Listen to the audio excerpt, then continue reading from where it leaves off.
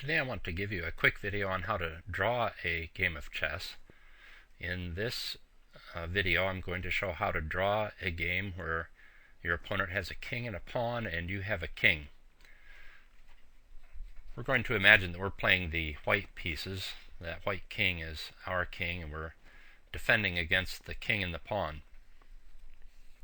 If you saw my other video about how to win with a king and a pawn, you should know that the way to win with a king and a pawn against a king is to get your king out in front of your pawn.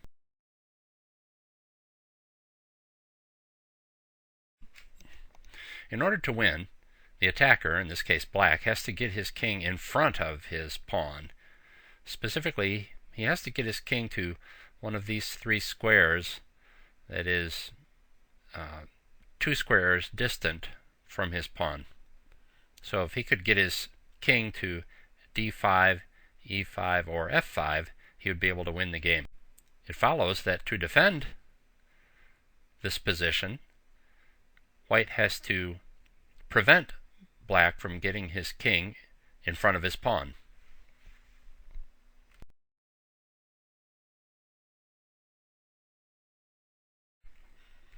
It's black's move here, and he really has only one reasonable move.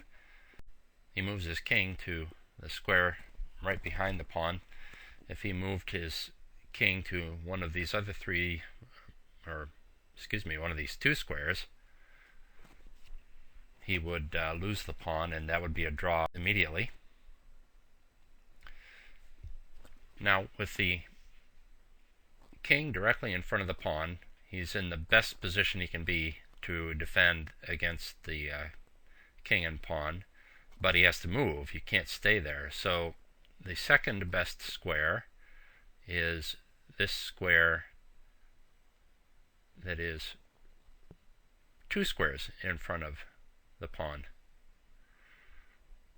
This square, Hans Kmoch, a great chess grandmaster, and wrote one of the great classic works on the use of pawns in chess.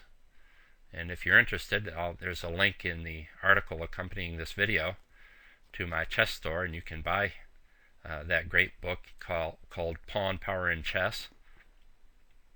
He called this square the stop square, and this square that is right behind it the telestop square.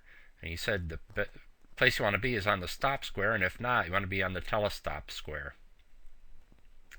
He made funny names for all these various chess positions. Anyway, so the king moves to the second best square. Now black moves his king up to try to get in front. Now the white king can't move to the stop square, or to the square directly in front of the pawn, and he's already on this telestop square, and the next third best place to be is to be directly in opposition to the opponent's king. You can't move to the square directly in front of the king, but you can move to the square that has 1 square between you and the enemy king, and that is the third best place to be. If the other 2 squares are not available to you, move to the square that's directly in front of the enemy king with a square between you. Now black has to move up to check, and now the rest of the game just is white keeping his king on those good defensive squares. And here's how it goes.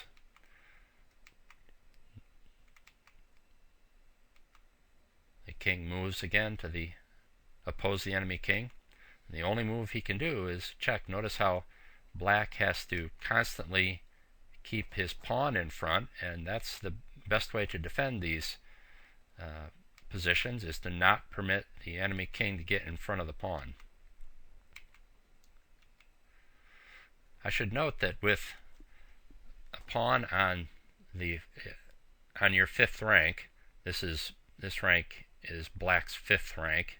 It's the 4th rank according to chess notation, and it's white's 4th rank, but we're looking at it from black's point of view, it would be his 5th rank. 1, 2, 3, 4, 5. With the pawn on his 5th rank, if this king can get just immediately in front of his pawn, he can win. He doesn't have to get 2 squares in front. With the pawn on the 5th rank, the king only has to be immediately in front of the pawn, and he can win this. But white's going to prevent him from getting in front by opposing. White takes the opposition to keep the king behind his pawn. Notice white moves to the telestop square, and now he opposes, and now it's going to end up in a stalemate. White is not in check, and he cannot move to any, doesn't have any other moves, and the king is not in check, so it's a stalemate and the game is a draw. Well, that's the way to draw a king and pawn against king endgame.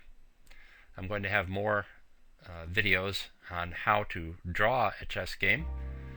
Take a look at my chess blog, chessstrategiesblog.com, to see how to get some forced draws in various positions. Well, I hope you enjoyed the video and learned from it. Thanks very much.